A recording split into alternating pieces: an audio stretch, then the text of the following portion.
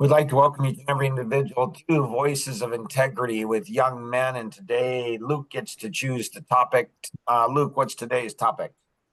How do you live a life of significance with significant people and significant conversations and just Wow, that's a great question. It's interesting because I just had a conversation with three gentlemen that I believe are in their 80s, or two gentlemen actually yesterday that were in their 80s.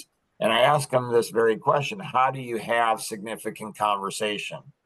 And Alvin Miller, I mean, he didn't even pause. It was crazy. It was so cool. And he's like, well, some people you can't. And I'm like, what do you mean you can't? He's like, you can't have significant conversations. Anytime somebody says you can't to me, I always get excited about that because I'm like, you don't tell me you can't do something, because then it just pumps me up. And I'm like, well, if you can't do it, I want to do it. I want to do things you can't do, like significant things. And he laughs and he says, well, some people you just can't have significant conversation. I'm like, why not? He's like, because they don't have they don't have confidence.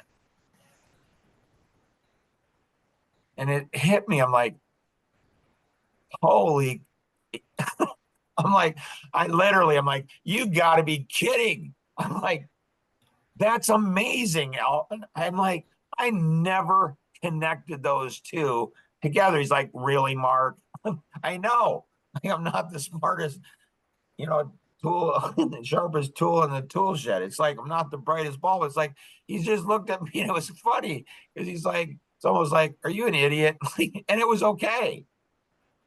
And he said, yeah, Mark, if you don't, because significant conversations require vulnerability, transparency, some measure of vulnerability, transparency. And if somebody doesn't have confidence, they're not going to go ahead and,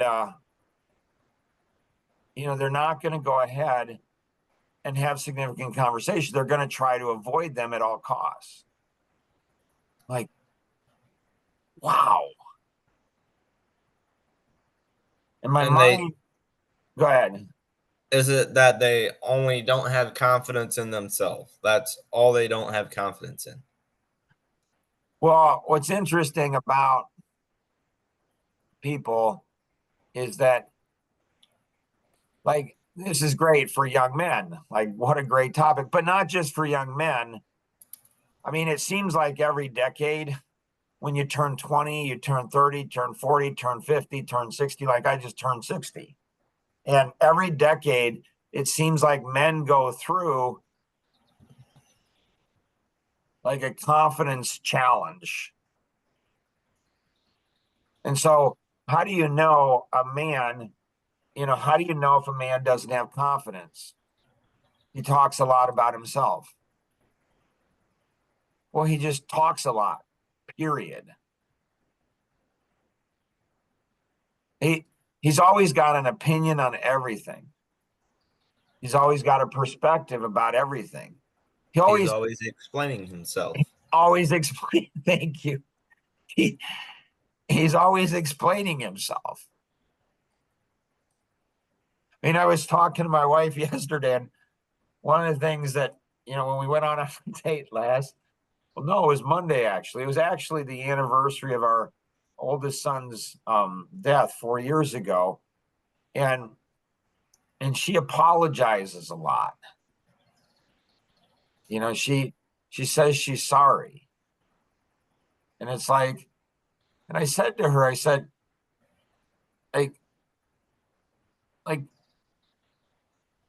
when you go ahead and say you're sorry, do you really mean it?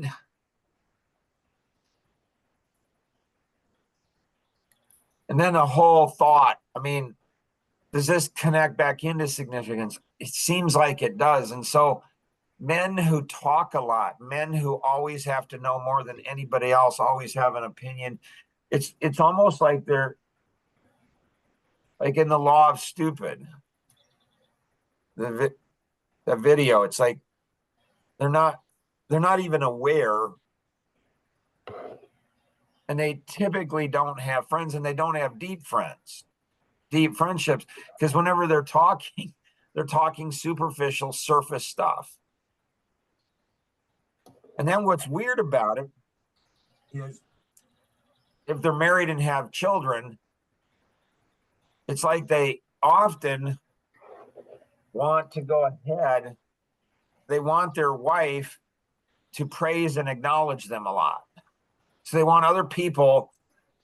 So they're always talking about the good things they're doing. Like, I did this and I did this and I did this and I did this. And I'm doing this and this and this. And so they want, and their feelings are really important. And then it's weird because they don't want other people to gain. It's all, I don't know, mentally abusive. I'm not emotionally, I don't know. It's just weird. It's like, I can't find the words, but it's like they want to hold people down, like Lakota Indian Reservation in South Dakota. When we went out there, Lakota Indian chief, he says, Mark, Lakota Indians, which is the poorest county in all of the United States, there's so much abuse there, it's insane. And he said the Lakota Indian reservations, it's like crabs in a bucket. When I said, what does that mean? He says, when one of us try to crawl out and gain freedom, the others all go ahead and try to pull them back in. They care a lot about the groups that they're in. So they tend to congregate with other people that, well, it's the Law of Stupid by Bonhoeffer, and they don't even realize it. So the social media and all of the internet stuff has exasperated this. It's accelerated this. It's like you find you're part of groups of other people that have interests, similar interests to you. And so whatever those interests are, and there's nothing wrong with interests, per se. Does that remind you of another group of people in your life? Like maybe the Amish? Well, because I'm not Amish, I try to focus on white males over 50, what's wrong with us? Or Christians, like, what's wrong with Christians? So my focus is not trying to fix the Amish or Black community or Latino or Chinese. It's like, we got a lot of stuff in my own world, in my own groups. And so I don't know. What were you thinking? I'm kind of in the like pulling someone down or somebody leaving and everybody kind of maybe blocks them out or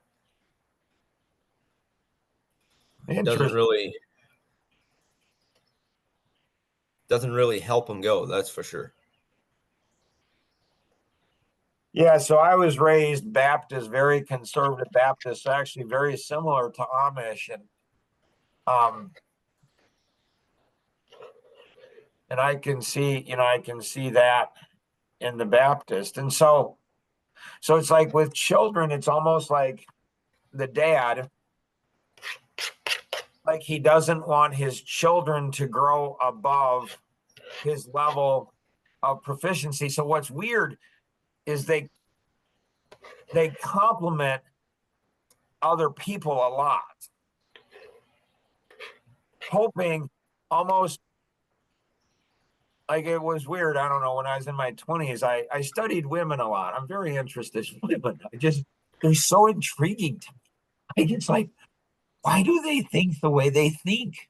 And so I noticed that, women, like they'll compliment another woman on, a hairpiece, and they'll say, oh, that's a nice hairpiece. And almost as a reflex, the woman will always come back and compliment the other woman. And I'm like, are they fishing? Like, are they fishing for compliments? I don't know. It's an observation. It's not a criticism. It's just but they connect better than men.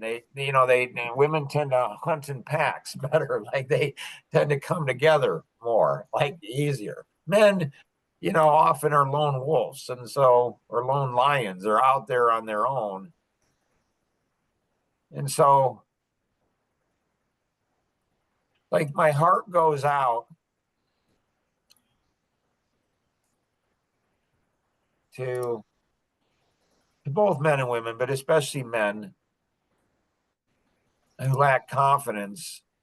And what's worse than that is a man who doesn't seem to recognize.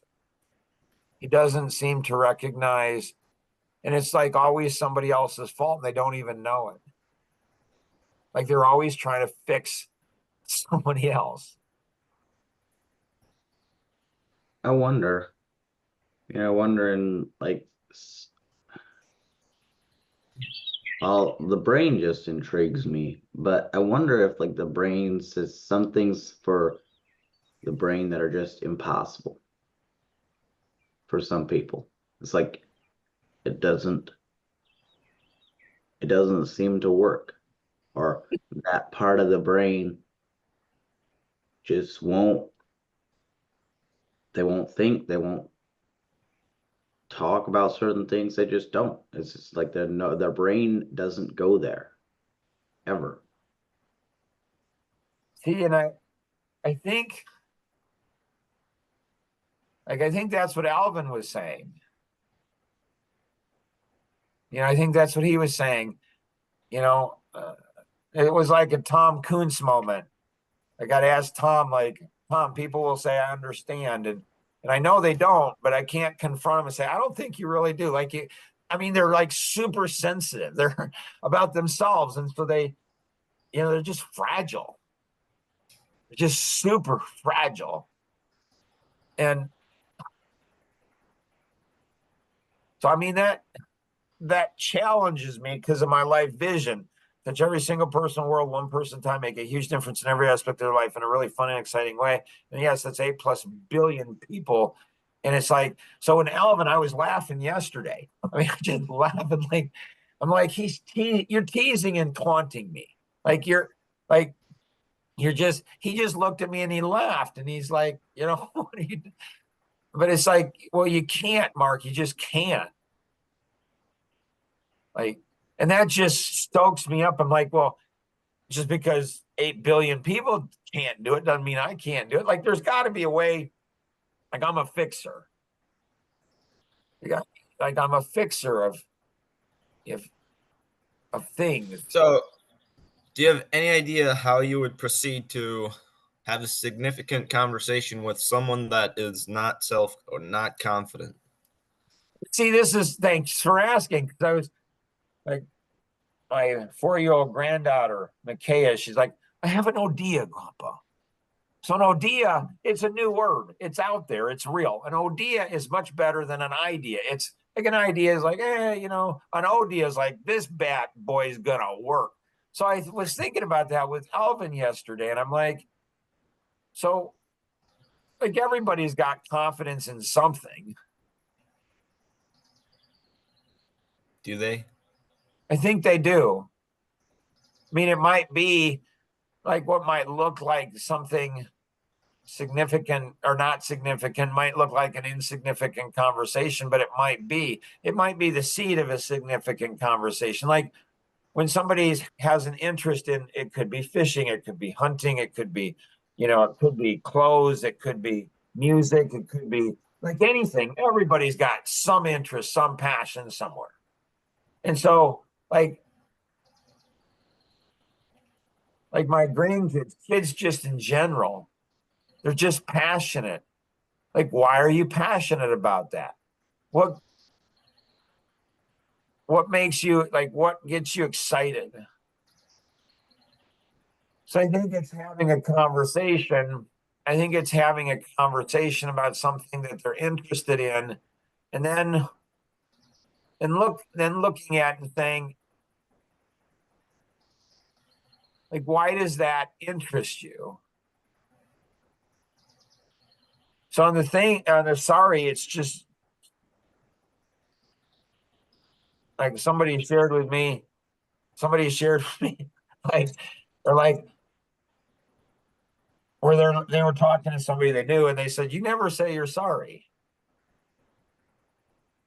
You know, weird situation. Like once we were visiting Jonathan, our oldest son in Tennessee, and on the way home, it's just Rosanna and I, and then our youngest son, who was probably 14, 15 at the time. And we thought he was on, in the back of the van sleeping, but he wasn't.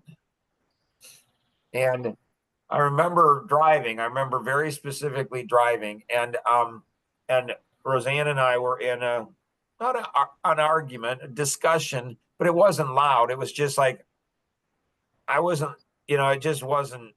And what's weird is eventually I'm just like, you know what? I don't want this conversation anymore. So how am I going to stop the conversation? So we had probably been married for 30 years maybe at the time. And so I said, the fastest way to go ahead and discontinue this conversation is to say, I'm sorry. And I just don't do that. In 30 years of marriage, I just don't. I don't say I'm sorry unless I know what I'm sorry about. And I'm going to go ahead and correct that. I'm not going to have to apologize twice for the same thing. Because it just seems wrong. It's like it doesn't have integrity. Like it's not, it's not integrous. Like it's lying. Like what's worse than whatever you're doing to somebody is lying about. Like, I'm sorry. Well, am I? So I have these rules. That's one of the rules. Like, don't ever say you're sorry unless you understand what you're sorry about, and you're going to work to make sure it doesn't happen again. Like, just don't do that. But that time I violated the rule. And the next day we were talking, got home, and Tim says, Dad, like, I'm really impressed with you. And I'm like, okay. He says, like, I heard you apologize to Mom last night. I'm like, oh, okay. So he's listening in on the conversation. He says, I've never heard you do that before. Now, most people, including myself, I didn't take that as a compliment. Like, I didn't take that as a compliment. Like, I'm like, wow, he's 15 years old and he's never heard me apologize. And so I didn't know what to process. I didn't know what to process, but it was so ironic. It was so ironic that the one time he heard me was the time I wasn't actually sincere about it. Mm-hmm. So what I just recently realized, like 9 years later, is that like next year, I think might be the year of the apology, where I think what happens for people who apologize a lot, they're always apologizing. I mean, always. They apologize to apologize to apologize. Like it's one apology after another.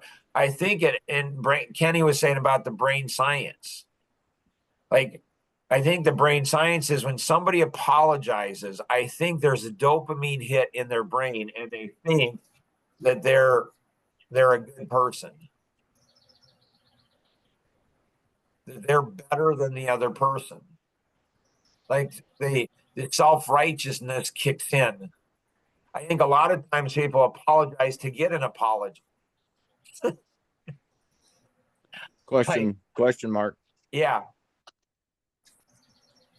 So, have a significant conversation with somebody. When you have a conversation with somebody and you explain something or you're telling something, and 3-4 months later, you have to explain it again. And then a couple months later, you have to explain it again. We'll try to address this in this one, but I don't know.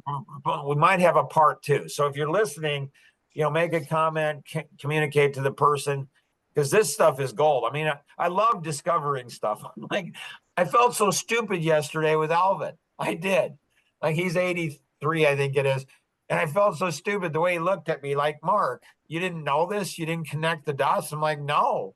Like I never connected significance with confidence. So here's something, Orland, it's a good principle for men too. Men will often, especially to their wife, like they'll often, and to their kids, they'll often explain things. They call it mansplaining, and women hate that.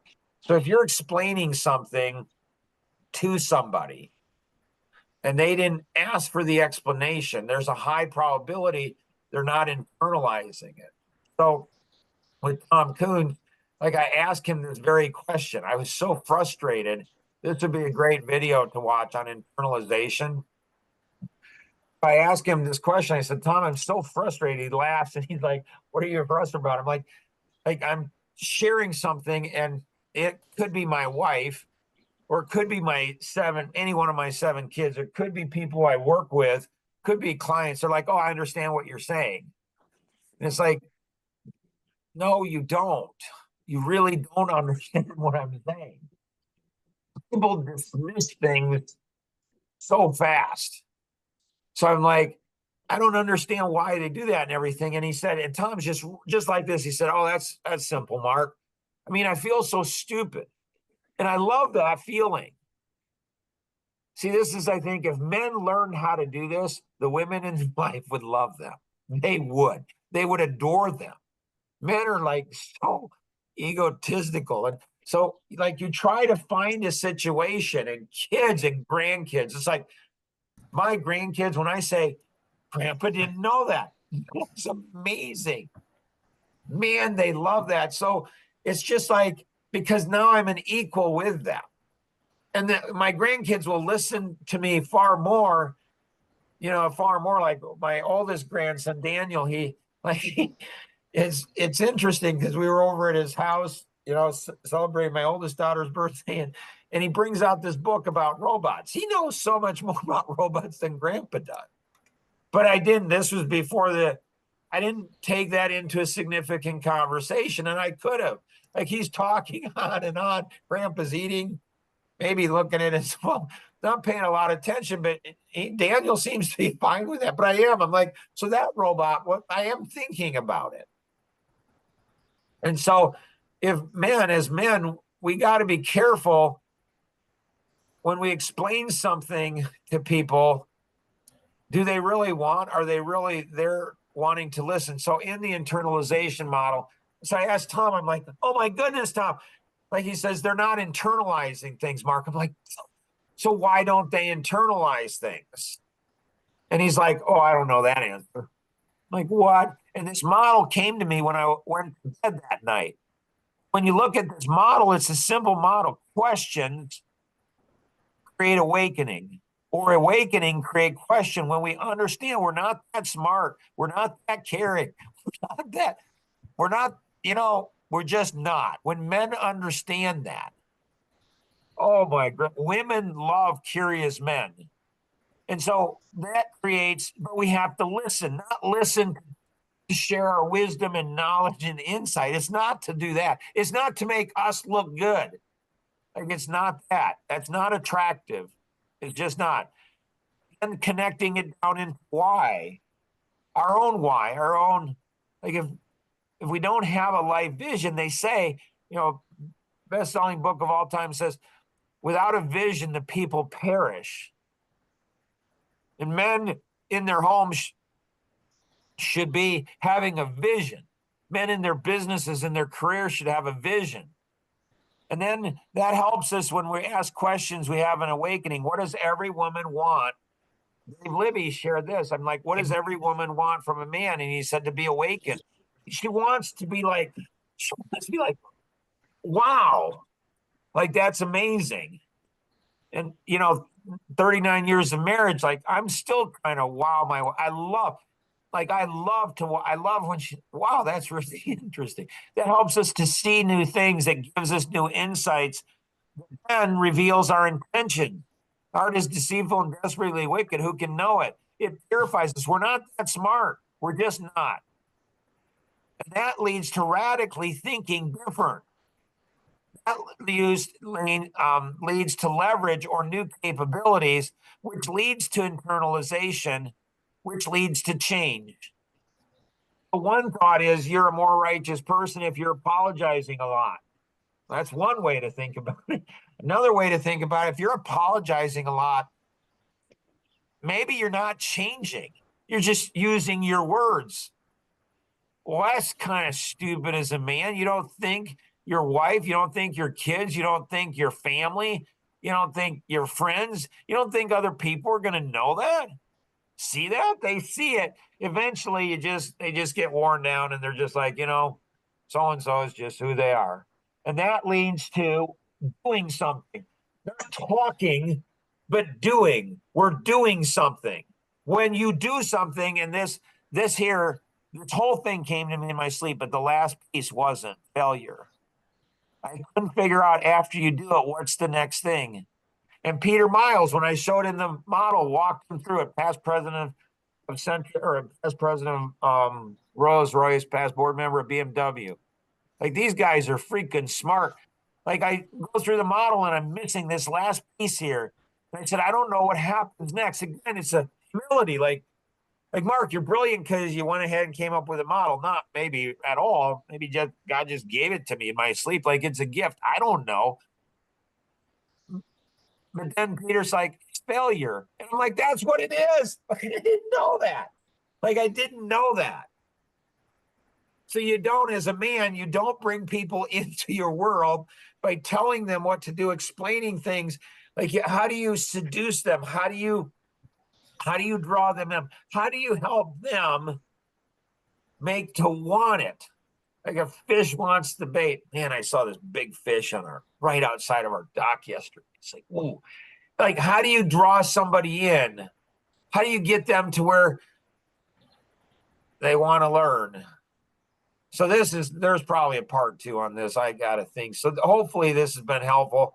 If you have any questions, at all on this, definitely get together with other people. Share this with others. Share this with others. There's a whole bunch of different, here's the young men one. There's a whole bunch of different podcasts through Voices of Integrity. Voices of Integrity, sometimes we hear things we don't want to hear. And that, it hurts. There's pain, but it's good pain because it'll help us to learn.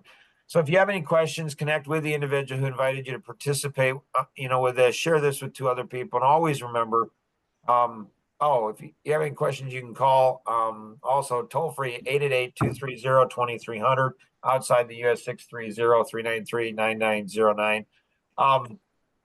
And always remember, we can accomplish so much more together than we ever could on our own. Thanks, guys, for cranking me up today. This is a good one. You guys are awesome. Have a blessed day. Bye-bye.